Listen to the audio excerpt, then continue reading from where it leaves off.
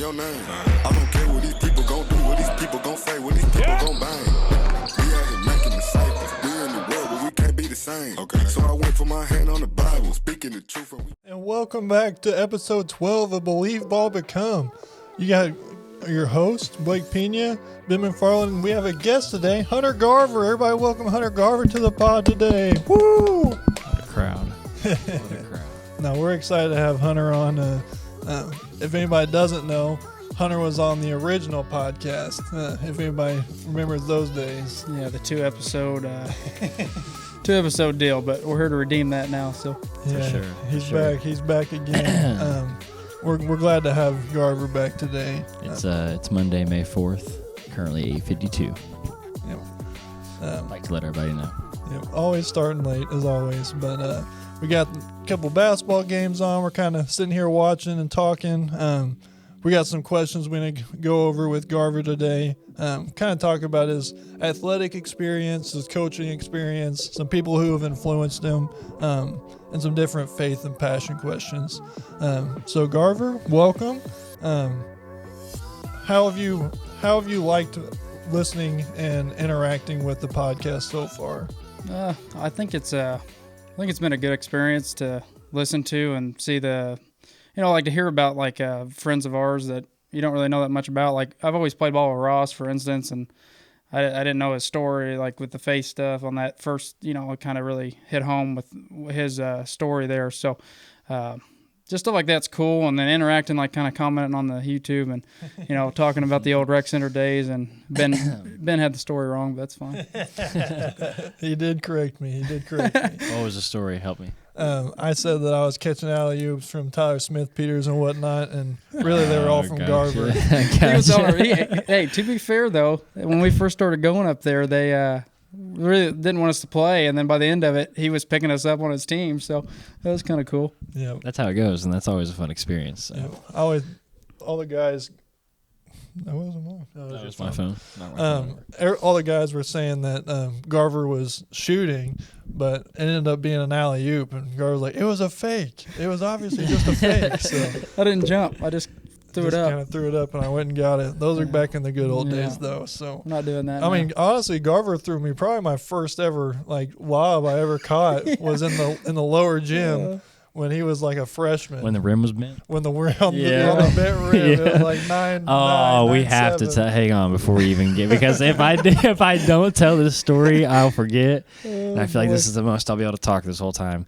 Back in the day when I was 7th, 8th grade, Garver was part of the older guys group that was in high school and just graduated that would always come play against me, basically. When that rim was bent one day, it was me and him and Jimmy Page and Coach Mike. I don't know who else was in there. It may have just been 2-on-2, but he caught one on top of the key and drove. And I just thought, man, he's going to go up and try to lay it in. I'm going to go up and try to glass him. Dude, he threw it over the front of the rim as hard as he could. An inch shorter, and he would have punched it on me. And I was young, and I just remember standing there and being like,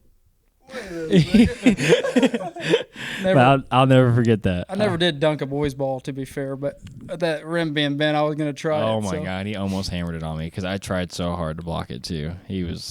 I was young. He was still bigger. He was bigger than me. I was still small. That was like the post-high school get better and think you can play, type thing. But, it was, and the gym. The rim was low and the gym was try to show bouncy, the young guns what's going on. But anyway. Where did you grow up? Where'd you grow up? Where'd you go to school at? I went to the big school, Lick Creek. Big old Lick Creek. Yeah, class of 2012. I had 13 kids in there. So. To have 13 kids, you guys did a lot at that school. So, what you got? Brothers, sisters? I've got an older brother. He was he would have graduated high school when I graduated 8th grade. So, 3 years age, but 4 in school. So yeah. What's your guys' relationship like? It's gotten a lot better over the years. I feel like we kind of were in that weird as he's going to high school, I'm in junior high.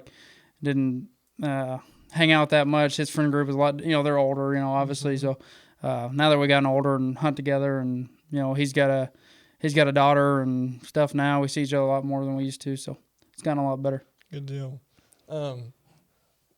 How or where would most people listening know you from? Hey, I came up with this question. I feel like this is a good one. Where do you think most It's people it's a know you small from? it's a small town, and when you think about it, I mean, all of us have something that someone brings up your name. Usually, it's a family member or maybe a job you worked or something you did when you were growing up. But where would you think the most people know you from? I mean, I assume probably from just playing sports around, Lick Creek and stuff. We were, we went to state and basketball the first time the boys had it since, like Zach Parr's dad was in school or something. It's been like 30 years. And I don't know if they've been back since. Yeah, I don't think so. So, like, maybe just being able to shoot the ball like that or, playing whatever. Maybe working at the WIF. I mean, I worked at the WIF for a while. But no, probably just playing sports around town. I mean, I feel like everybody kind of knows if you're any, even if you weren't good, like if you played on, the football team or whatever, they probably know you. So. Yeah, or if you had a couple moments, people go and watch the games and stuff. I remember my first time ever, like, kind of remembering or figuring out who Garver was. He got subbed in right before the end of the first half against, I don't even remember who it was. Maybe in senior night, though. Maybe he caught it on the wing and faded away and shot a three from about 6 feet behind the line and banked it in at the buzzer. I was a young kid, so I just remember thinking, like, wow, what a shot. Like, holy cow. So yeah, I think that was the sprint straight to the locker room deal. Yeah, oh, yeah, that's what it was. Everybody. It was on the other end of the court. Whole team, yeah. Yep. I was young. I was probably 7th or 8th grade, so. When is the first time you remember meeting Blake? I just remember because Mike, I never got to play for Mike or anything, obviously, but I remember playing, like pickup with him and stuff. I don't even know how it happened, but I played golf with him some and different stuff like that. And I feel like Blake and Dylan were always with him, so it's like attached at the hip. So we were always playing ball or like they were there. Or I remember watching Blake play in junior high with, Noah and them and tried to go to some games like that, especially when they played Lick Creek or something like that, with Prater coaching at Lick Creek back then. And just trying to support, some of those younger guys a little bit back then and watch them and stuff like that. Because I know there's people watching us when we were in school. But anyway, so that's probably my first, he was probably in 6th or 7th grade maybe. Yeah, I'd say it's when we started probably playing a little bit of pickup against each other too. So I remember as a kid thinking, man, he's got such a weird shot, but he makes so many shots. Like Speaking of that, I'll give a little shout out to the Cobden Appleknockers there. I helped coach this year. That Kingston there, he said, man, your shot looks like it hurts. And I said, at my age, it does. It's funny though. When or how do you remember meeting me? I remember coming into high school and I'm not going to say names, but there were some upperclassmen that did not like me, and I didn't know why.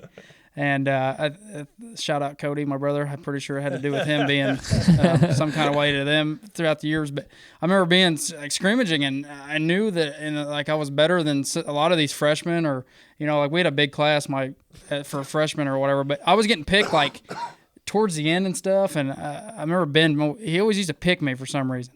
So like we kind of hit it off there, and throwing the lob and stuff might have helped out. But. You threw me a lob on that low rim. I remember Cham just going, I don't know what he said, but I'm pretty sure he just shook his head and was like, "What is this kid doing?" The freshman, you could have had a wide open leg. You could have come and scored against the varsity. Did I throw it off the backboard? Yep, straight off the backboard, and I hammered it. That's what it was. Let's go! Yeah. And, we both got hyped and started jumping and high five on the way back. And the rest of the time, I was kicking it out to him. He was shooting threes, and if he wasn't open, he was giving it right back to me. So I was like, I'll take that kid every time. Give me the ball. I didn't dribble. I was going to throw it to him. He's open. He's going to shoot it. I was literally about to say Ben likes to pass to his shooters, so I guarantee that's why. But oh yeah. The next question was any stories, but I feel like that's a good story, so we can go right back into the next segment. I mean, when did you first start playing? When did you first pick up a ball? Was there anyone that was there a specific instance you remember being your first time on the court or dribbling a basketball? I don't remember the first time. I remember playing 5th and 6th grade basketball in 3rd grade or something at Lick Creek. Zach and I were playing, and I think we played at Dongola or something like that. And I don't even think I could get it to the rim from the free throw line. I think Zach was scoring back then. He's scoring 10 points a game or something. Did you know Zach was really good back then? Yeah, no, you just yeah, this kid's good. I'm gonna try to be his sidekick as long as I can. So, but anyway, so I made a basket finally, and it was I just remember that feeling of making the bat, and it's like, I think I like this game. Where was it from? You remember like how you scored it? I'm pretty sure it was like a wide open. I kind of just stood underneath the basket, and somebody threw it to me, and nobody was guarding me, so I shot it and banked it in. Yeah. But, like literally, I don't think I could. If I got fouled, like they were shooting the free throw like halfway in the lane at that time because we were we were little. Shooting from that's why my shot is the way it is, I think, because we just grew up so young playing. But yeah, just got used to shooting a certain way because you were already shooting so far playing, older kids in third grade. So, but I think that's the usual thing that happens at Lick Creek a lot is those kids end up playing from such a young age. And even Zach Overstreet, who could shoot, his shot wasn't as weird, but it was also it was way down here, so you can tell like that kid's been shooting from the 3-point line since he was in fourth grade. Yeah, that kid was on my. When I was in 8th grade and went to state, he was on the team, and he was in, I think, 3rd, 4th grade. Yeah, he talks about that. Yeah. So that sounds about and he right. got in, too. It's not like he – I mean, maybe not in the state run, but when we got up on teams, they'd put him in. He'd fire it. I believe it.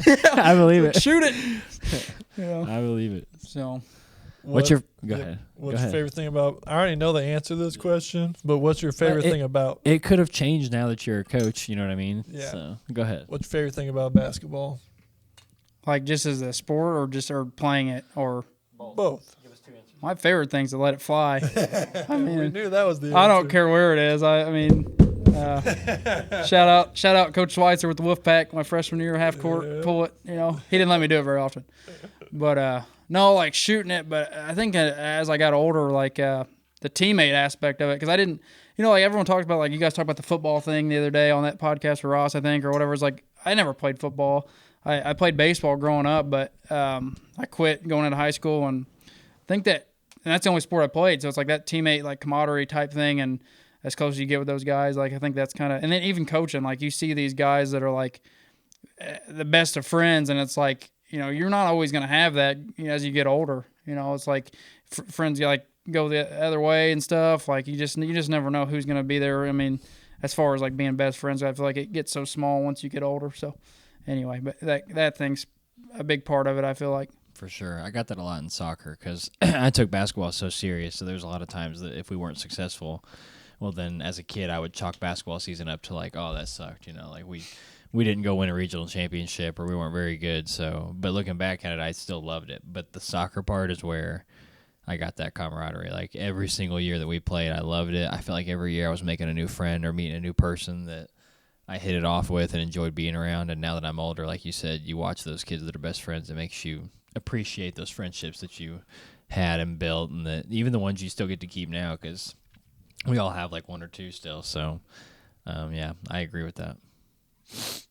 Where'd you play most? Who poured into you when you were, obviously you played at Lick Creek, but let's say you weren't playing in a game or in practice. Where did you play the most and who with?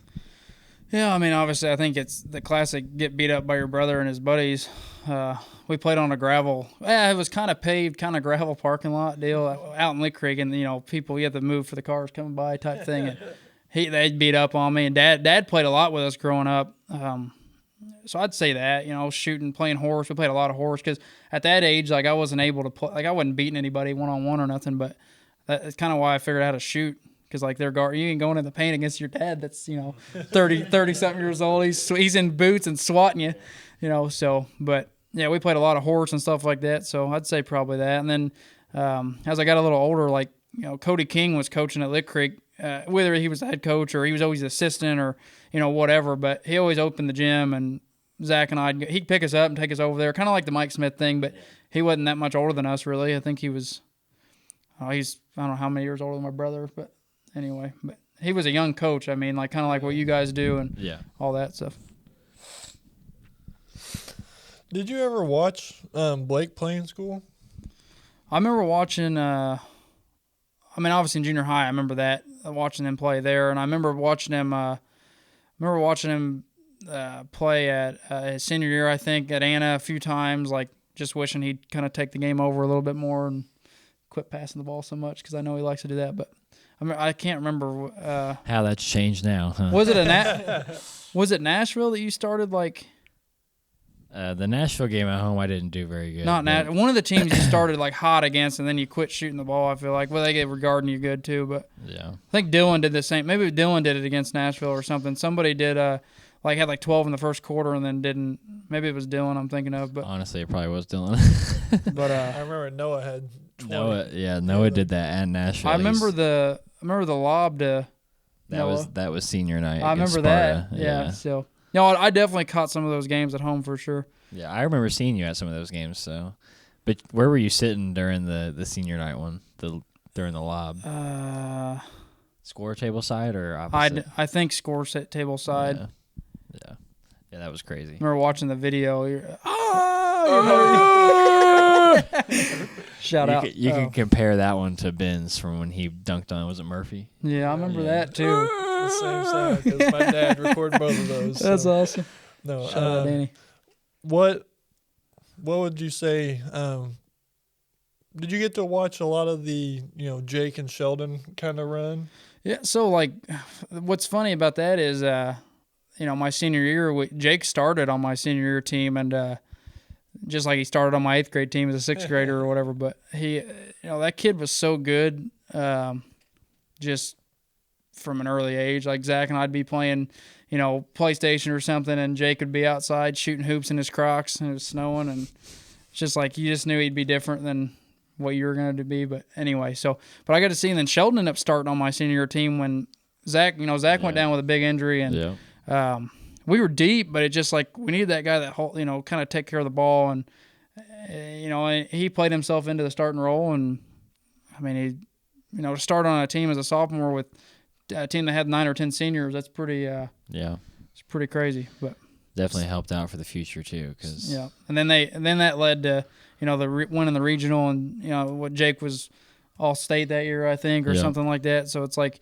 I mean, we all know how many regionals AJ's won in basketball over the years. I couldn't tell you the last one besides this one. So, and hopefully they're ticking that way again. But that was I don't want to say generational, but probably maybe so. Yeah, I mean, I agree. Yeah. Me and Blake talk all the time about how the River to River is one of the hardest conferences, if not the toughest conference in Illinois. Really, like, it's period. It's one of the bigger reasons we do what we do. Especially 2A wise, like 2A, 3A. Like if you get into the 4As, there might be a couple of Chicago conferences, but like outside of that, the River to River has, teams who win regionals every year. Mm-hmm. Well, and you got teams like, say Nashville or, Pinckneyville, like those teams are winning state, like, how many times Nashville won state since we've been in there? Or at least they're winning the junior high one. They won one and got runner-up whenever I was in school. So. Whereas, like, we're not even – I feel like you guys might agree, or, maybe not now since, Ross is coaching Lick Creek. You guys at Jonesboro, you've been at Anna. I feel like, because I'm coming from the girls' side of things, and it's like if they're not all on the same page, like, because like Pinckneyville, they're starting those kids young, like whether they're playing at that little private school or whatever. I don't know how all that shakes out, but those kids are playing from such a young age. Whereas like I felt like growing up, like I didn't like the Jonesboro kids. Like we were rivals, kind of. It took you till your senior year, and then you get into school, and then like you're playing with these guys, and it's like you're running different offense. Like Lick Creek, we didn't run offense. We just Zach and I kind of ran most of the stuff, but it's just like, besides like setting an example and being a leader, like the River to River is the reason that I chose to be a coach, because I spent my entire high school career, I don't want to say like getting beat up, but really getting beat up by teams like that. And I wanted to be that guy that was like, you know what, I know how to do it. I kind of understand how it goes, what it's like. Like I'd like to give these guys a chance to compete at a higher level when they get there. And I think everybody agrees we've gotten closer and closer, but this summer I've started a small little AAU team. It's only one age group, but I feel like that is part of it, because when Zim actually slid up on my story the other day and was telling me about it, he was like, Logan and Zim and Jake and Sheldon, they played AAU for 2 or 3 summers together and built that bond. So I think that's a big part of it, is like you said, getting them started at a young age and trying to get them playing together more than just their freshman year being the first time they get on the court together. Well, and then on top of that, I was pretty much, we'll go back, I was Zach's sidekick for 10 years, you know what I mean? So then to get to high school and Zach starting varsity, I think with you, right? Yeah. As a freshman, he came in and started off my junior year. Which, that stuff happens, but like not as loaded as as far as anyway, not many freshmen play like that back then. And but I didn't get to play with Zach until my senior year, and then 2 games in, he blows his knee out, and it's like, then where do you go? Like you haven't played like. Dakota and Colin, these guys started playing varsity as sophomores or whatever. It's like I wasn't playing as a sophomore.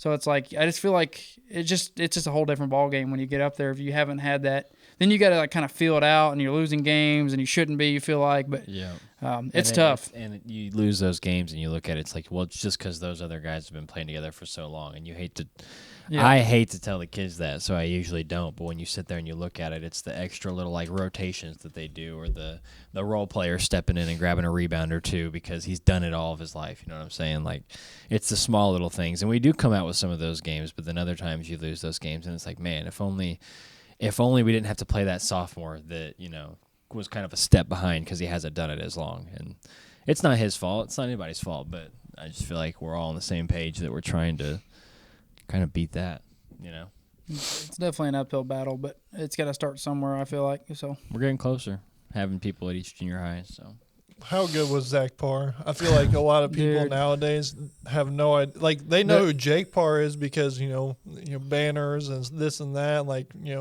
he won a, regional and all this stuff, but people don't realize how good Zach Parr was. I mean, you're talking about a kid like in junior high that, no offense to Zachary, love you, Zachary, but he didn't shoot the ball that well. Like his shot, he did at times, but he was very, but you're talking about junior high, like, I don't know how many points, over 2,500 points junior high probably. Like our 8th grade year, like he was a walking 30-piece every single time, no matter what. Like he was going to give them that every single game. And literally watched Dongola put 2 guys on him, and our coach told Zach to stand at half court, and they played like that the whole game, and Zach still had 17. So it's like in junior high, like one of the best probably junior high kids I've ever seen. Yeah. And then in high school, like started a freshman, I think, 13 points off of 1,000, but he didn't play his whole senior year with a knee injury. Yeah. It's like probably could have played college somewhere. He was undersized, but with that speed and like his ability to finish, and ability, he could just pass. He could do a little bit of everything. So, let alone the soccer player he was. Led AJ to a second state. Something that has never been done there in the soccer. So exceptional athlete. Good dude. So. Yeah. I remember when Zach came in as a freshman, and I don't know if it was you or somebody. I think it was Noah Dillo because he's from Lake Creek. He was telling me, he's like, that Zach Parr kid, he's going to start this year. I was like, you're out of your mind. No way. A freshman? Like, Noah Fuller is, a super athlete. He didn't even start until halfway through the year. And that's just because a couple people got hurt. So, like, there's no way. Well, all of our seniors quit. Zach comes out, and he's by far the best, quickest guard on the floor. It's like, start him. And we all looked at each other. We looked at Coach Jam like, start him. Do it. Do you remember the Bahari Amaya Harrisburg versus game? AJ game? And I was there for both of those. Would they go for 42, 41, or 37, 36? They both have 40+, and they went into overtime. They're just trading buckets and trading threes, and Zach's hitting threes and getting to the basket. And, like, Zach's like if you took, 3 or 4 inches off of Derrick Rose, and instead of being able to jump like that, it's that same, it's like the how slither. he slithers and then like jumps into somebody and then just finds a way to contort his body to get the ball away from you and then throw it up and it goes in. It's crazy. No matter what. Yeah. That kid was good, like. And his hair was never messed up. I've never seen it messed up. I swear to God. He didn't sweat, nothing. Dude, that kid was good at anything, man. Like, we played badminton in PE, dude. He was like, I'm like, you're all state. Badminton player. Like, it is what it is, He just, some people got it, some people don't. Yeah. So, who was the first NBA player that you really looked up to? Kobe. I mean, it's got to be Kobe. I mean, I remember like throwing. I mean, people don't even do it anymore. I'm getting old, but throwing the piece of paper in the Kobe. It's just what it was. Yeah. I mean, the guy was an animal. I just grew up watching him. So, what about non-NBA athlete? Like just any sport, I guess. I guess besides Zach, because we just talked about Zach. Yeah, sorry, Zachary, you don't get this nod. You do, but Any 1B. Cardinals players or any football Probably- players or probably, any college like- players? Probably like Yadier Molina, probably. Yeah. Just because, like, I agree with that. I was going to say Yachty. Albert, but, like, because he could hit and all that stuff, but he left. Yachty didn't. He stayed, and just the way he carried himself his whole career in St. Louis, and growing up a huge Cardinal fan, like going to games, and still am, but it just you don't see people stay with teams, even in baseball or soccer or anything else. Like, people chase money, people chase whatever, and he stayed through it all. So it just I'd probably give him the nod there. So Go ahead. Name or shout out a coach, or let's start with a coach. Shout out a coach that you admire, especially growing up. I'm gonna say Coach Schweitzer, and I'm gonna say that like he knows the game. Like, not just because I'm coaching with him now, but I'm gonna say it because I think we might have been his first freshman group. Maybe I'm wrong. It's first or second, I know for sure, at AJ. And he can be tough. He can be really tough. And I think as a freshman, I didn't like it. I wasn't used to it. I didn't like it. But the stuff that he kind of taught me as a human being, instead of not just basketball player, but as a human, and trying to grow as like I remember a time we went to Pinckneyville, I think, on a freshman game, and like I said, there was 9 or 10 of us, and I think a starter was missing or something like that, and you take Zach out of the picture. I was like, man, I should probably be starting, and he started somebody else that, like I knew I should be starting over, and I was so mad, and I don't even think I warmed up for the game. Like, I just was being, kind of a punk kid at the time, and he come over to me and was like, what's going on? And I kind of was like, man, there's really no point in warming up, kind of thing. And he had a really good talk after I got in trouble, of course. But just, like, I wasn't going to the varsity games because it wasn't mandatory. I wasn't going to the Saturday practices, and this other kid was. So as like an adult now, looking back, it's like, that's probably the best thing that could have happened to me, because like, I just thought I should be playing, and I shouldn't have been, probably because of all the other stuff, because it's not always about what's going on the court. A lot of it's about what's going on off the court and how you handle yourself. So shout out to him for that. And on top of that, I think he's a good coach. So Yeah. No, I totally agree. I'm glad you told that story, because that's a great story for people to hear. But also, I'm glad you gave Coach Schweitzer the nod, because I agree with that. I've spent 4 years working for Coach Schweitzer, and I don't have a single bad thing to say about him. I think I agree. As a freshman, maybe even a sophomore, I kind of thought, man, this guy coaches like really hard. Why is he such a hard ass all the time? But it's tough love, and it's for good reason. And I think he's more than a great coach. He's a fantastic dude, and I think everybody would agree. All the guys he's coached with, all the guys he's played under. So, well, that just like this year he had a lot of success, and I just think. And he's earned it, dude. That guy's the amount of time he puts in, and like you guys know, like a lot of people put a time in, but he loves those kids and loves doing it, and takes time away from his own family and farming and everything else that he does. So I'm just really happy for him, and I think Cobden's on the up. So Who's a player that you've played with besides Zach Parr that you admire? Player that I played with besides Zach Parr that I admire. Besides the Parrs. We've already talked about them. yeah. Obviously, they would be your first choice, but Like I don't talk to him much anymore, but Garrett Nimmo, the guy, and I just remember like we both were in that position as sophomores where we weren't seeing the floor in JV much, or if all. I don't even think we had jerseys at the beginning of the season, and they made a fresh soft team for us, like specifically for us, and maybe two other guys, so we could get some minutes. And I just remember like embracing that grind with him, because like, dude, we're either going to get better or whatever we got to do, or we're not going to play. Yeah. So like we were going to the rec center, like, practice every day at the AJ, and then we'd go to Sonic, shoot straight to the rec center, because he had a membership or whatever at the time. Like, he'd get me in there, his mom worked there or something. We'd go play like for 2 or 3 hours, and then if we couldn't play, we would get on the bikes or whatever. And like without that, I would have never played as a senior probably. Like, Yeah. Or started JV as a junior probably even. So, and he started with me for, some of it. So anyway, we both got a lot better doing that. That's really good. It's really good. We come from a place where there's not a lot of – there's guys that go play college sports, obviously, but you don't get a lot of D1, if any D1 athletes that grow up and come from Anna. And so you don't get to see the people who put in the work and went through all that. So I think that having this podcast and getting people on like you to tell those stories of like, yeah, I spent years. I spent days with my buddies going out and playing in the gym, playing out, on the gravel. We had gravel that was half pavement, half gravel, like you said. So I think just telling those stories so that other people can hear, like, you got to put in the work. It's not just going to come. You're going to have those years and those moments during the season or in your career where you're not getting the playing time you think you deserve. And you can give up if you want, but, why do that if you really love it? You got to find a way to. Ben's told his story. I've told my story. Ross has told a story. I think the only person that hasn't is Dylan, because Dylan just kind of always got to play. But you have to put in the work, so that's fantastic. What was it like getting in a fight in a game? Where was that? I should have known this. Frankfurt. I should have known this question was coming.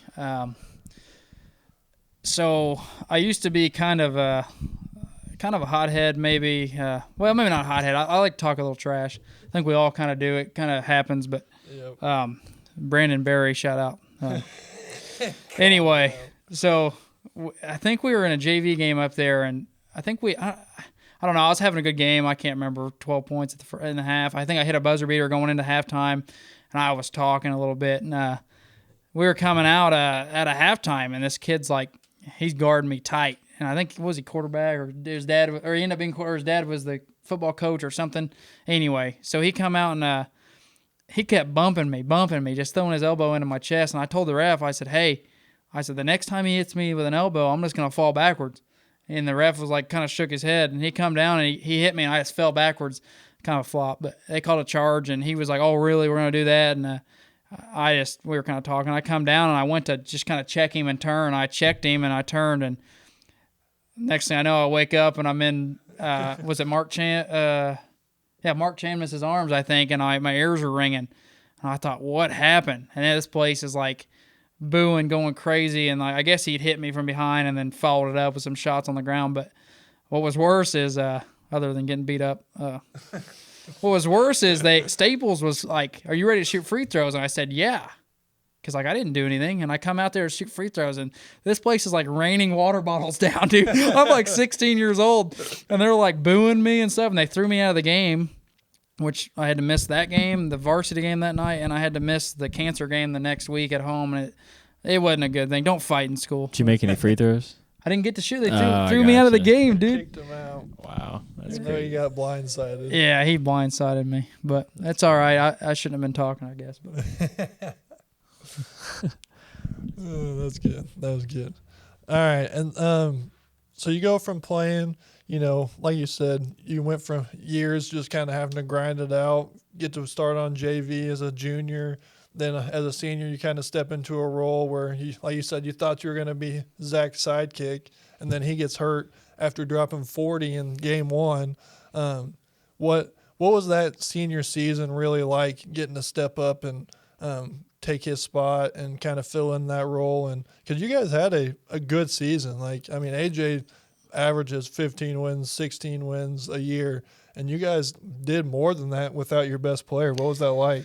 Yeah, I think I always think back, Zach and I talk all the time. It's like, dude, you win 23, 24 at least games, because you can make excuses all day long, but you look at Jake's team, and as good as they were, it's like, man, you just wish that could have been you. You feel like, but anyway, but would your role players have done, would I have done what I did if Zach was there? Probably, just because we played so much ball together. But what about everybody else? Sheldon getting the start eventually. Does that even happen if Zach doesn't get hurt? So it's I don't know. Just to go from thinking you're going to win the Garver tournament pretty easily, which I think we would have, to having to grind out some games, and it was ugly. He lost to Goreville twice that year. We should have beat him both times, because we beat him with Zach by 20-something. So it's I don't know. It's hard to lose your best player at the same time as your other guys step up in a way that they probably wouldn't have. So tough, but rewarding kind of, because you kind of did things they didn't think you were going to do. I don't even think we were supposed to finish above 500. I think we were 17-15 or something like that. So, AJ kind of went through that this year. You don't lose someone like Zach Parr, but Aiden goes down in that first game, and you had such high hopes for the season, and now you're just kind of well, now what do? We still have Caleb, but we got some guys we've got to step up, and so we get into the season, we end up getting second at El Dorado. We're doing some things, that we didn't think we were going to do, and then the season ends how it ends, but we kind of felt that way this year, having to go through that same thing of like, well, now what do we do? Because we were kind of set up having a point guard like Aiden who had been doing it since his freshman year and, floor general kind of like Zach. So, but no, how was that for you? Like, obviously you just told us, but I mean, getting more touches, actually getting to play more basketball, like Ross always, we talked about it now with Ross on the podcast he was on for part 2, but now he talks about it every time we're together. He always talks about how he'd rather be the role player. Would you have rather been the star or? So I never really got to be the star. I mean, like other than playing at the junior high or the church here or something or men's league, I think maybe one year I kind of had to take a lot of the scoring role over. But it's like I got to thinking about this question the other day when you guys were talking about it, and it's like, you guys are talking about the role player or the first guy. Like I think maybe arguably the hardest part would be the second guy. Because, like, that first guy goes down. Like, so Dakota Earnhardt, I'd say, was our second guy. Yeah. Like, Zach goes down. Like, Dakota had to be the main guy. It's like, that's a tough situation. Or, like, I just watched the Magic 30 for 30 with Penny. Yeah. Like, how hard is that for Penny when Shaq leaves? Yeah. Like, it's like Penny, like, could have been the guy or is the guy, and then he started getting injured. It's tough. I'm a better role player even now, like, obviously, because you just, you shoot and you're not expected to do much. But if you go for 15, it's great, or whatever. But, yeah, being the role player is definitely, I'd say, easier. But I never got to be the other, so I don't know. Yeah. What's your favorite non-sports high school memory? Probably wearing the corn suit for the soccer team. It's pretty classic stuff there. I still got it. I carry it around in the trunk of my car still. Yes, I love it. Corn Man's ready to go. That's crazy. No, that was a fun run. I got to go to that run, watch them playing a state final. Like, watching AJ playing a state final of anything is like, man, that's impressive. That whole group, that whole class was just really impressive. So, really proud of what you guys did as a whole. Like you said, it sucks that Zach was gone, but it kind of set up for Jake and Sheldon to step in and take starting roles to set up for them their senior year.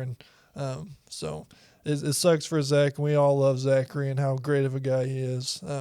But how did you get into coaching? What made you really decide that you're going to go from playing to coaching? So I always thought I'd try to play. Like I think we always do. Maybe like a kid that could shoot, got good grades. I could maybe like keep the GPA up somewhere or something in small school or whatever. But I think we talked about playing maybe or something like that. But obviously it wasn't in the cards to play. So I was like, what can I do? 18, I'm in college at Shawnee College or whatever. What can I? So I was like, got the opportunity to coach some. It was girls basketball. I was like, I didn't care. Coached there for a couple years, whatever, and jumped up to AJ with Matt Denny up there. Gave me a chance to coach underneath him and just learn the game. And from that side of it, I mean, coaching at 18 when you're a player doesn't mean you're a coach.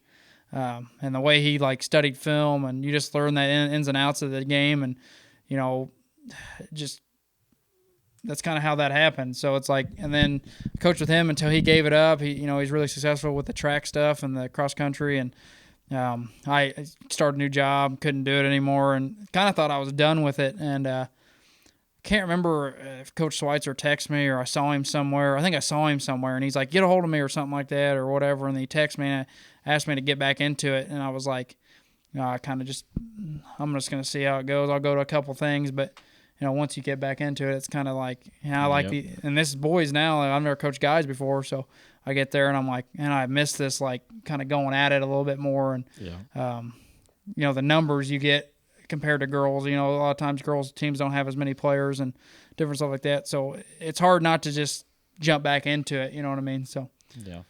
Where was your first coaching job? Shawnee High School down there. So a couple years.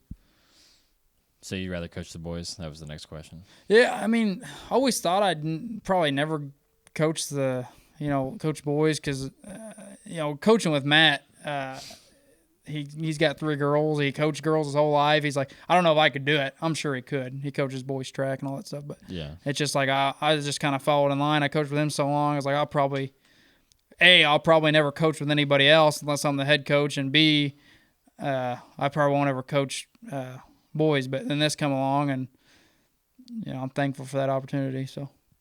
What a year it was. That had to have been fun. Yeah, it was fun to see, some success there. So, Yeah, you guys had a good year. yeah, 20-something wins. Bunch of guys coming back, too. Bunch of guys that played a year, too. Lost to Carroll in the regional in overtime, just kind of ran out of gas. But you had the Goreville juggernaut there, too. So, I mean, what a season they had, too. But anyway. What was probably the best team you saw this year? Like that we played or that we Either way watched? I mean, obviously AJ throttled us, but as far as like 1A goes, Goreville for sure. Yeah. We didn't play them, but just watching them play at Cobden, that team's like, you just tell it's different. You know what I mean? Like the way they play is different. But I wish we got to play them just to see what would have happened. But anyway, it would have been a good. I would have rather gone out on that note, them almost winning, winning state. You guys didn't play Goreville at all this year? No. The Carroll game was a pretty good one, though. That Carroll game, so they beat us early in the year, and then we actually got them back at home, like down 14 or something, or 17, come back and beat them. I remember watching all the Chris Dexter highlights. And they come back, they come back, and they were up against us, and then we come back and tied it. James hit a shot late to tie it, and then he got outscored like 12-2 in overtime. You know how that goes. Just nothing went right, Yeah. So, anyway, tough. Who's the player on your team you want to shout out that like really impressed you? Or a couple, or up to you, or a couple. I'll shout out a couple. Well, I'm thinking like basically my question is like I don't want basically the kid that you had no idea who he was or anything about him. You're like, oh, that kid doesn't look like he's gonna be any good, and all of a sudden he starts showing out. Yeah, I don't want to say like I didn't think he'd be good just because like I didn't know them that long. Like I didn't watch him play. I watched a couple games against when Jake was coaching against him at Century the last couple years, and James Eagle, he athletic left-handed kid. He can pass. I could just tell this kid was fast. like an athlete. I knew he was an athlete, but I didn't know if he was any good or not. And apparently didn't shoot the ball well. Apparently didn't finish layups that well. But I knew he was stingy on defense, deflections, and that's what he wanted to do. And it doesn't show up in the, Chris Dexter ain't tweeting that you had 12 deflections last night. But the kid does it on a night-in, night-out basis, dives on the floor. And he shot the ball at a big clip because he was in the gym all summer shooting. Mm-hmm. So it's like a kid like that, like you take 5 of those kids, I mean, any day of the week. So he's a lefty. Yeah. Lefty. I was thinking about the other kid, the guy the number 12. What's number 12's name? Katermis, maybe? Is it Tommy? Tommy? Yeah, Tommy can pass, but James is fast. James is quick. Yeah. I watched him run the 100 the other day at Anna. He'd never run track before, and he just... Oh, yeah, he's fast. Which I don't know how fast it is. I don't know what times are good, but he won his heat anyway, so shout out. Would you ever want to take a head coach position? I always thought I wanted to. I don't know if I can commit. Like right now, like with my job, it's out. I'm all over the place. Don't know when I'm going to be home some nights. It's like just too tough. That's why this thing with Coach Schweitzer works because I don't have to be there. I just go when I can, and he knows that. And it's like a lot of people can't put up with it, but he's like, dude, I want you there. So kind of what we're doing, and it works. But I don't think I can take on the responsibility and have to watch the film and do all the stuff you got to do as a head coach, especially in like, at AJ or somewhere big like that, or, even at a 1A school. I mean, you still got to watch film and do all this stuff like that too, but I just don't think I can put the time in. So I definitely understand that. Coming from being an assistant coach to being head coach for 2 years now, there's just so much extra stuff you don't understand, and Blake can definitely attest to this. Being the assistant, you can kind of come in and come out, and there's definitely some frustrating things where you disagree or you would do things different, but at the same time, you don't have to make every single decision and make sure that every single person in the gym on your team, your coaching staff is all feeling good, playing good, doing their best. Like, you have to be the one on top of all of that, and so there's that extra pressure that comes with it. Coach Chan, whenever I was a junior, I think I was either junior or senior, brought me aside and was like, who do you think are the 2 people who can't have a bad practice? And I was like sitting there going like, me and Tyler, or me and he was like, no, the head coach and the best player. And he was like just setting the tone for the rest of the year that every time we come in there, we've got to kind of set the tone and be like, the energy guys. We got to be on top of everything, and just him kind of putting himself in there too made me realize, like, back then, obviously, but then years later as a head coach, realizing, like, oh my gosh, you can't have a bad day. You can't have a bad practice. You can't have a bad game. You got to be kind of locked in all the time. So kids feed off that energy. If you don't bring in that alpha energy, if you don't bring the passion, they see it and they'll feed off of it. So as being a coach, what's like your favorite thing about it? Like, what's the thing that gives you that passion about coaching? I just like connecting. Like right now, I like connecting with the guys. You know what I mean? Like, you're kind of like right now, I'm kind of the younger guy on that staff. It's like, or even at AJ or whatever. Like, if you can kind of relate to them a little bit, like you're gonna be better off. And like that just kind of seeing the growth from the beginning of the year with those kids, and that's kind of what it's more about for me now. And like, winning's great and all. Like, don't get me wrong, but I know that's not reality. Like, you're not going to win every game, or, you're going to lose games you shouldn't. You're going to win games you shouldn't. Like, I'm fully aware. Anyway, so I'd say the growth part of it is, more so what I'm about now. But anyway. As individuals, too, not just the game, just, seeing them grow as kids also. For sure. Got any favorite moments or stories from this year or from past years coaching you want to bring up? You put me on the spot. Yeah. Well, a big moment from this year. Yeah, favorite game maybe. Yeah, beating Caro at for that championship, like that Christmas tournament or whatever you want to call it. That was pretty sweet. I'm not gonna lie. They were kind of starting to showboat a little bit, thinking it was out of reach and pump faking from half court, the whole deal. And then all of a sudden we hit 2 or 3 threes. I think Kyler he hit 2 or 3 threes to start the half, and I'm like, uh-oh, don't let us hang around. And anyway, so that was a cool moment. See the kids just, because like no one thought you were going to win that game. Like everyone was like, because I think they were coming off, like we just come off getting throttled by AJ. AJ got beat by them, which shouldn't have happened, whatever. I get it. Probably you play that game 100 times, it probably doesn't turn out that way very many times. But I always say, and I don't mean it truly, but I say it's Caleb's fault because Caleb hit like 3 threes to start and then was talking mad to the crowd. Yeah. I mean, he hit 3 or 4 and just turned around and started like he played basketball with those guys in the summer, but he was showboating and celebrating to them, and that turned them up. And so the rest of the game was basically them just playing out of their mind and us not being able to handle it. And it happens, but I'm glad you guys beat them. We were excited you guys beat them. Dude, I think everybody, like, that's, I don't know how many people, like, everybody in that tournament's, like, wanted them to lose so bad. It's just, like, which, some people got to be the bad guys. Yeah, some people have to be, but, they got us back later, so it happens. But do you have any goals you've set as a coach?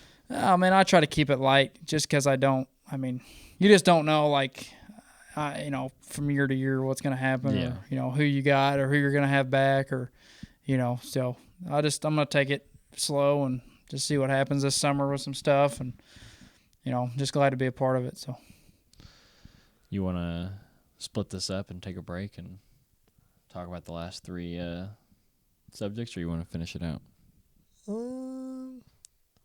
Let's wrap this one up. I do think we should split it and do a second one. I got you. Let's wrap up with this. Gotcha. We started with this. Let's wrap it up with this. The old pod, like we brought it up. You were on the original pod. Do you remember what it was called? We are the last word. We are the last word. I didn't even remember that. Kind of was a good name, to be honest. Yeah, that's honestly. trademarked, by the way. But no, that I remember the name for sure. So it was a good idea. It unfortunately didn't work out just because of timing. We had 4 guys. We were trying to schedule and do it all, and when you have 4 guys and I have 4 mic ports, can't really do any extra interviews and like getting everybody's schedule to line up. And we were all at that kind of time in life where we were, changing, getting engaged, married, everybody's going to college and this and that and the other and working. Like, it was really tough at that moment, and we weren't all like dedicated and we didn't know what we were doing. But I had fun. Did you have fun? I did too. And we were talking about it before this started tonight, and Ben and I were, and it's just like he said, like, we're in all different, come from different backgrounds, different walk of life, different, parts of our life. So, some of us were, working 2 jobs, going to school. Some of us were just, hanging out. It just didn't, it didn't come to fruition like we wanted it to, but I'm glad that you guys are you guys paved the way. I mean, you guys are picking it back up. He already had all this stuff, So- He already kind of had some experience, and so, I mean, It's definitely a grind too. Oh, and it you is. guys are, It is. to try it even is, more than obviously what we were willing to do at that time, and to stay with it. I mean, as far as that goes, but I think that we've gotten far enough to where we've gotten enough positive, I guess, affirmations from other people that we want to keep doing it. Like, we get excited to come in here. I was excited all AJ Open Gym to get in here and to talk and ask you questions, and so I just think that's part of it. Like you said, just getting started and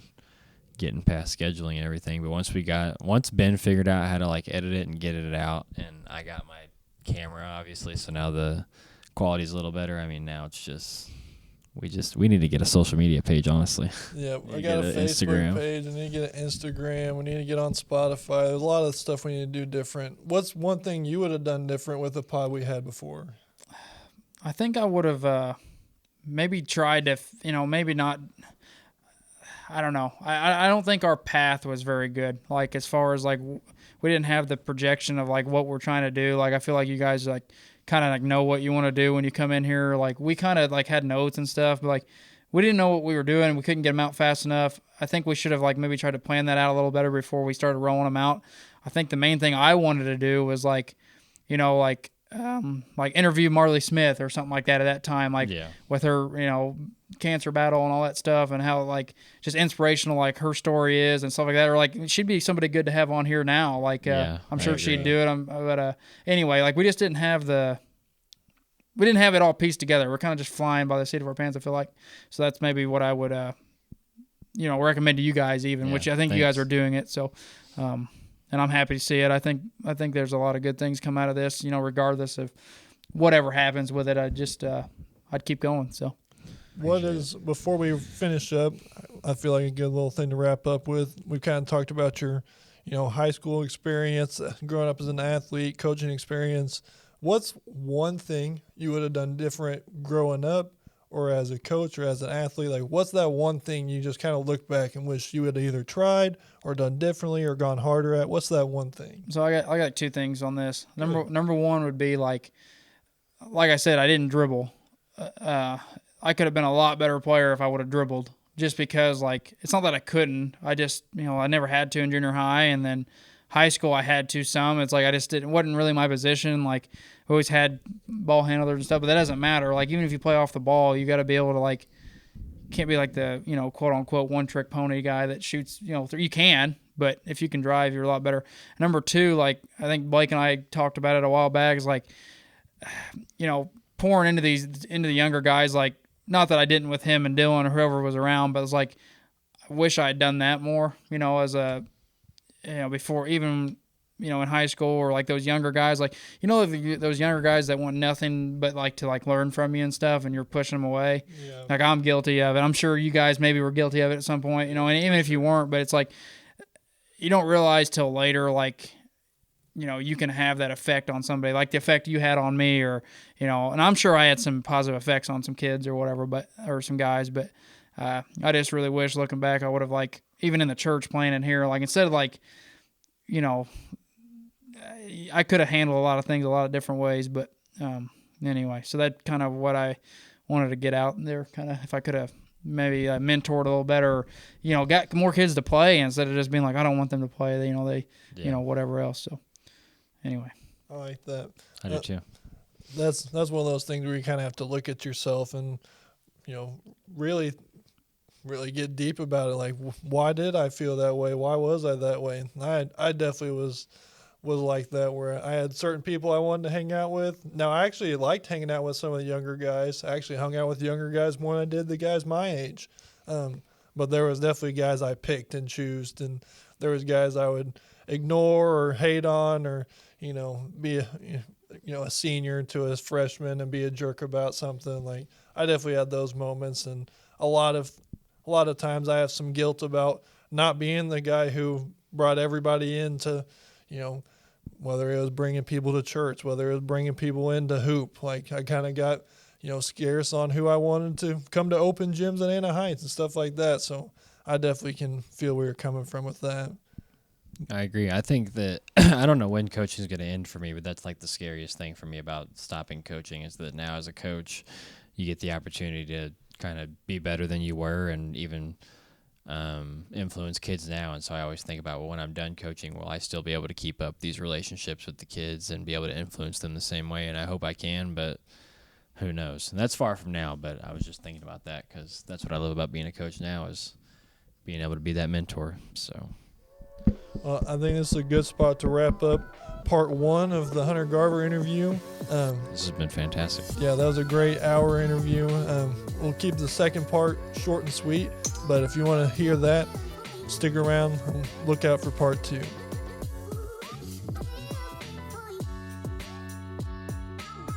All right, welcome back to part 2 of episode 12 with Hunter Garver. We kind of want to split it up. We had a long session already. We just needed a quick little break. We're back at it. We wanted to go over we've kind of talked about athletics, coaching, playing. We want to just get into life and passion and faith. So right now, I just want to say congratulations on getting married.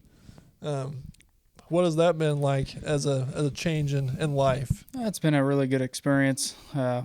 Obviously, we've been together a while, so that aspect of it doesn't, really change that much. But just feels good to actually, be one, and just kind of, think about starting a family and all the stuff that comes along with being married and actually being a family like on your own instead of just, dating or, whatever comes along with that. So it's been really good. Yeah.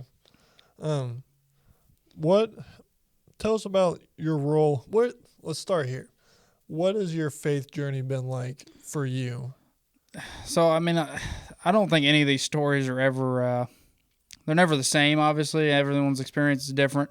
I didn't grow up in church, obviously. I remember a tall 6'7" guy trying to get me to go to church a bunch of times over the years, and I just never could get myself to do it for whatever reason. Whether I wasn't ready or maybe I didn't understand it good enough or, maybe I was doing things my way and, all this stuff. But it kind of really took off. Like, obviously, Bailey, my wife, she grew up in church and she was really wanting to get back into going to church. And I kind of had my, same kind of deal. Like, it's not really for me. And, at first, and then you guys know like the TikTok deal where you doom scroll, and I had a bunch of crazy stuff on there, like I'm sure everybody in here does, and church stuff would come up, or faith stories would come up, or testimonial, whatever would come up, and I'd just keep scrolling, you know what I mean, for the longest time, and I don't know, one of these days I just started listening a little bit more, and I noticed like my feed started kind of changing towards some stuff like that, and I looked up his name before we did this, and I forget it again. But it really, like, have you heard the IHOP story? The kid, the Crawford kid, he went in there for his last meal or whatever. Bryce. Bryce, that's Crawford. it. So shout out to him. But he, I'm not going to go over the story. You guys can listen to it. It's a pretty good listen. But he was talking about, like, ending his life or whatever, and people deal with that all the time, and The IHOP meal was going to be his last meal. Yeah. I think is the way he said it. Yeah, and this guy that he didn't know, like, was, sat with him because you couldn't get a seat if you're alone, I think, was the thing. And he started pouring out about how his wife was leaving him and all this stuff. And this Bryce guy's like, why is this guy talking to me about this when he doesn't know what I'm about to go do? Like, this is going to be it. Like, he had severe anxiety and all this stuff. And the guy's like, I love my wife. Why does she not love me back? And I guess it just, like, this thing went off in his head, and he's like, he realized, like, he knew God or thought he knew God or knew God's story or Jesus' story or, church, been to church, whatever, but he didn't have the relationship he needed with Christ or with, whatever to have it back. So I guess he asked for, like, the anxiety to go away, and I guess it did. So he's all over the internet now and doing different things, and he's here because of that, and because of Jesus and everything. So, but anyway, so I started listening to this, and I really wanted to get into, like, I didn't know anything about the Bible really. I mean, I knew this kind of some of the stories and different stuff, and heard some scripture stuff before, and been to church a few times, but never went back, and just kind of started listening to, like, the Bible in the year, something like that, and I listened to it for an hour a day or whatever, 2 episodes a day or whatever for 50 days or something, and started asking Bailey questions, and Bailey didn't know all the answers to what I needed, exactly how to answer. Like, she knows stuff, like, been going her whole life, and we went to Harvest one time, and the big question I had got answered, like, just out of the blue got answered, and I was like, all right, I like this, I can go back, and I went back, and the next week, another question I had through the week got answered. It was like, every time I went in there, these questions that I had were getting answered. You weren't asking them, though, you were just going. No, and I was just going. I was just sitting there and listening, and, and I talked to Scooter there, and talked to whoever, and I'm like, I don't think it's a coincidence that these questions I've had are getting answered, because, like, there's no way that I just happened to go when you guys were talking about what I'm reading about. Like, it just doesn't. There's no way it lined up perfectly like that. And I've always seen, like, the beauty and nature and stuff like that. And I'm an outdoorsman. I hunt and fish, and there's just no way that all the good things that happen, that there isn't something bigger there. And anyway, so that's kind of where I've dove in. And about that time, I was listening to Ross's thing on here, and I don't know, it's just kind of changed my life. I mean, I deal with like anxiety and stuff like that, and don't talk about it much. Not a lot of people know, but a lot of people deal with stuff that you don't know they're dealing with. But I didn't really think much about it. I just kind of put it off for a long time. I knew, like, growing up, like, things I worried about weren't what a normal kid should be worrying about, as far as, like, getting, upset about stuff, and, but trying to hide that and trying to be a certain kind of way in front of everybody else. But when you do that, it leaks out, and, playing ball and getting mad at somebody, even, like, I don't even care about the game we just played. And it's just, like, stuff like that. It was eating at me, and I started getting some, chest flutters type stuff going on. And I was like, I gotta do something. And Bailey we talked about it, and was like, why don't you go to the doctor and just see what's going on? And, it's, stress-related anxiety over stuff that I should not be worried about. And anyway, so I got on some, whatever else, and got better with that. And I know that going to church the last, however many, 6-8 weeks in a row, don't dread Sundays anymore. Don't, not worried about going back to work Monday like I used to. And I missed a couple weeks in a row, being out of town and different stuff. And my anxiety was worse in those 2 weeks than it had been in 4 months. So it's like, and now we just went back, get the refresh. I never understood that. Like, I always heard you guys say it, like Ben says, like, it's like recenters you almost on Sundays. Like, I never understood that till now. Like, it's just a lot of those things are starting to click for me right now. So that's fantastic. I think you worded that perfectly. I don't have a lot to say, honestly, but when Ross came on and was talking about everything that, he said, I went back and listened to it, and I thought to myself, like, wow, me and Ben talked about it. He portrayed it really well, and I think you portrayed it really well too. So hopefully, to anyone listening, I can guarantee you there will be someone that listens to this that has had a similar walk and has had those same questions or those same battles. And I'm sure, I can attest to it. I've had the same battles too, so I'm sure Ben can also. But I think that you told that fantastic, and kudos to you. Appreciate that. Yeah, and as the pastor's kid, my story is obviously completely different than a lot of people's stories. So, like I said in part one, there's part of me that felt bad for not getting all my friends to come and join in, but maybe that's not everybody's journey. Maybe certain people weren't ready at that time, but hopefully, we've planted enough seeds throughout time that people remember. Like you said, kind of remembering how we talked about being recentered at church every Sunday, because church isn't for perfect people. It's more like a hospital. We want the sick people to come in to feel a little bit better when they leave, because you're not going to get fixed in a Sunday, and being in a church building doesn't make you any better than anybody else.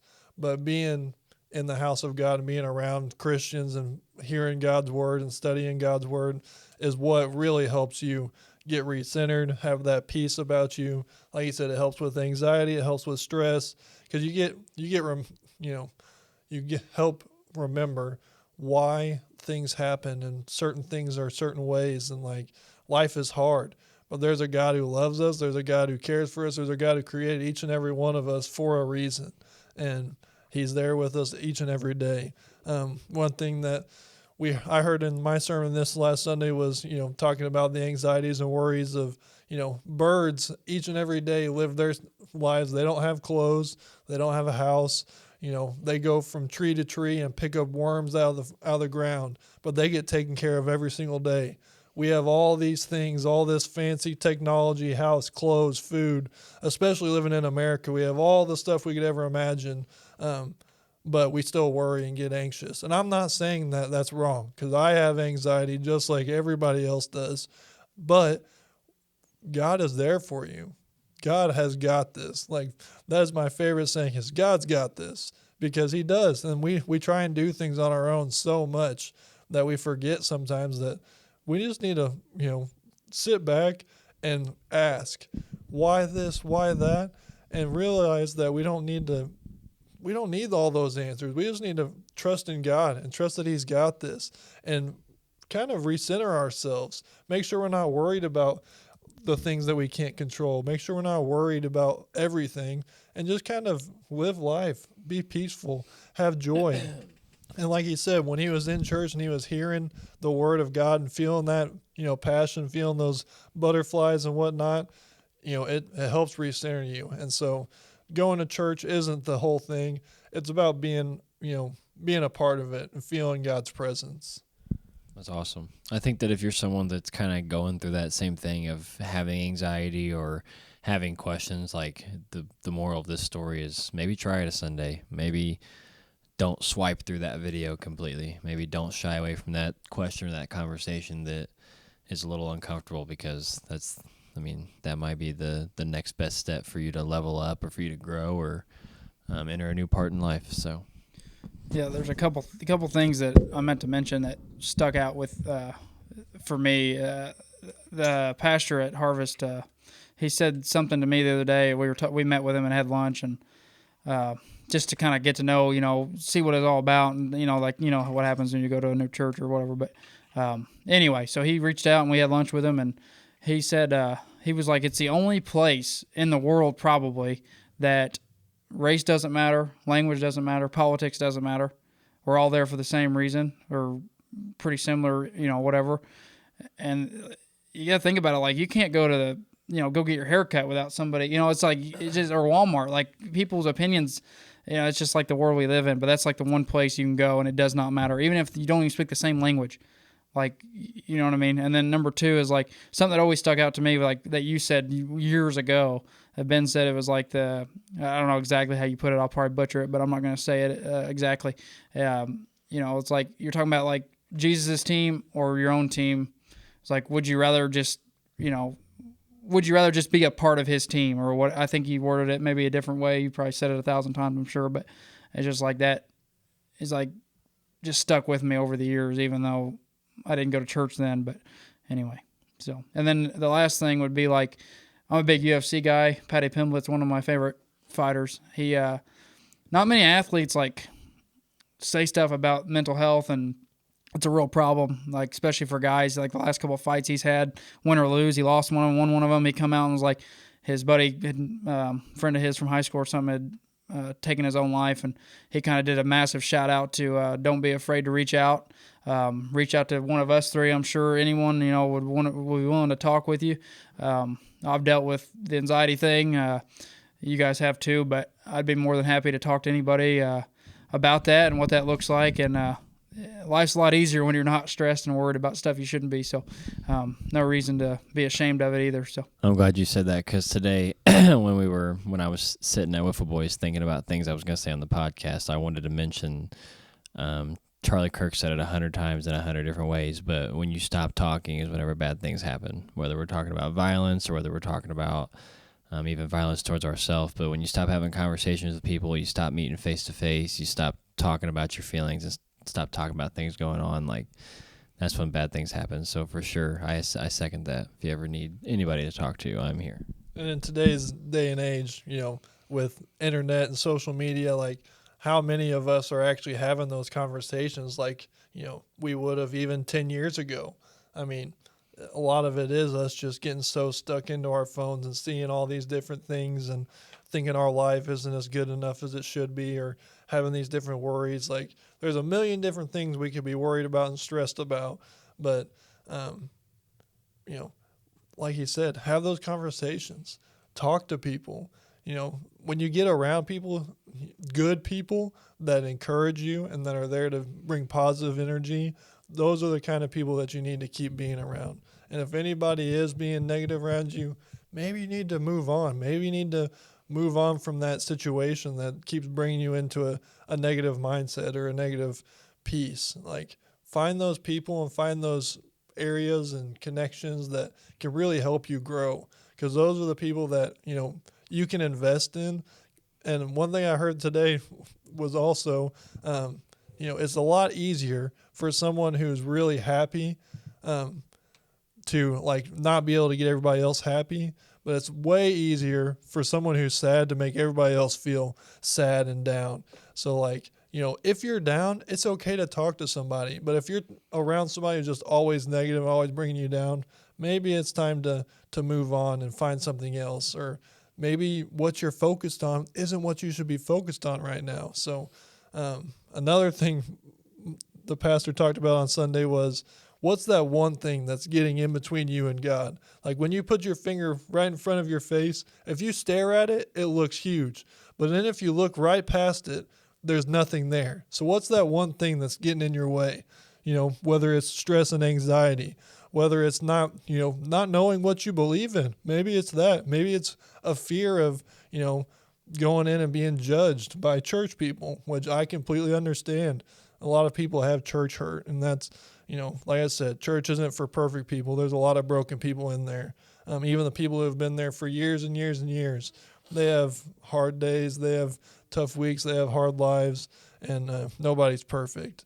But like I said, reach out, to a Garver, to a Blake, to a me, to a Ross. Look around at all these young guys that are out here trying to help, and reach out to us, because we're not here to make money or be famous or any of that. We're just here to help. So if you need help or you need somebody to talk to, reach out to us. We would love to help. And that's why we do talk about faith in these podcasts. That's why we're proclaiming that we believe. I mean, for me especially, I was not going to do this podcast again unless faith was part of it, because I can see everywhere now. We were talking about Theo Vaughn.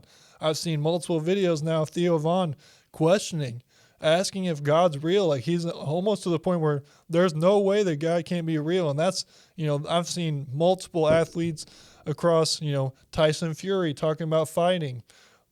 All he believes in is that God helped him win because God was there for him. And whenever he had that fight with John Jones, who he fought. They're talking about the UFC guy he fought? Yeah. Francis? Yeah. Ngannou? Yeah. He fought him and almost lost. Yeah, Francis was like, it's my God versus your God. And Francis knocked him out. And then Tyson woke up, stood up, pointed up to God and said thank you, and then went out and won the fight. Yeah. And Ngannou afterwards admitted that God helped him win that fight.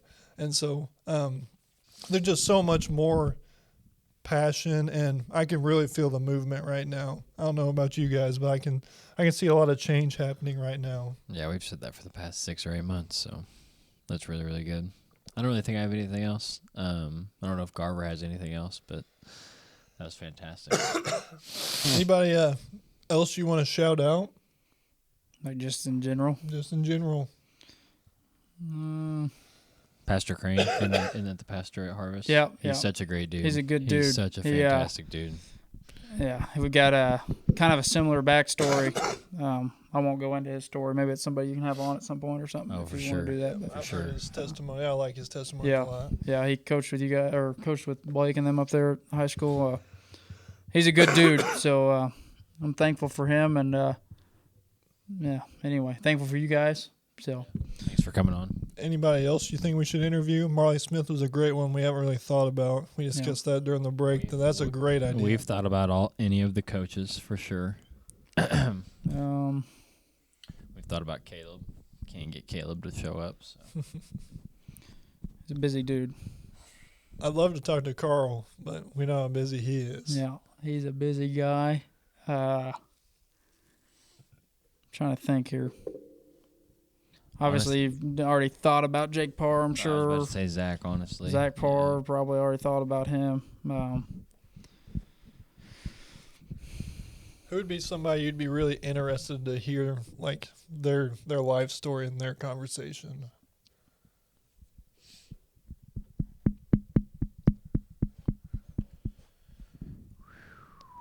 And you Good guys are really question. putting me on the spot here. I can't. I mean, even when I sit and think about that, like Staples and Cham for sure. Just enough because you've been around them for a while, but you never got the chance to kind of go deep and ask them Yeah. about their upbringing. So them too, but for sure. But I'd love to have Pastor Crane on. Yeah, I think he'd be a good one. Yeah, so I feel like this is a good spot to wrap it up. Thanks for coming on, Garver. Yeah, appreciate it. Thanks, guys. Thank you, Blake, for hosting with me again. This has been episode 12 of Believe Ball Become. Shout out to anybody who's listened to this whole thing. Shout out to anybody who keeps listening, keep watching, like, share, comment, all that good stuff. If you have any ideas for people to comment or talk to, if you want to be on the podcast, hit us up. We'll figure out a time. We want to have interviews. Agreed. I don't know. And Garver said it before, too, that interviews are definitely his favorite ones. Yeah. Me and Ben are boring. I agree. We can only do so much. I mean, especially without doing like the little short content and stuff like that. So we're working on it. We're getting better. We're just trying to get more content out and have good conversations with good dudes and good people. So let's wrap it up here. Ben can't talk anymore. His voice is going out. So this has been episode 12. We're 20 minutes into part 2. We'll get this out probably in the next week and a half. It's 10:30, and thanks for listening. Shout out. Deuces.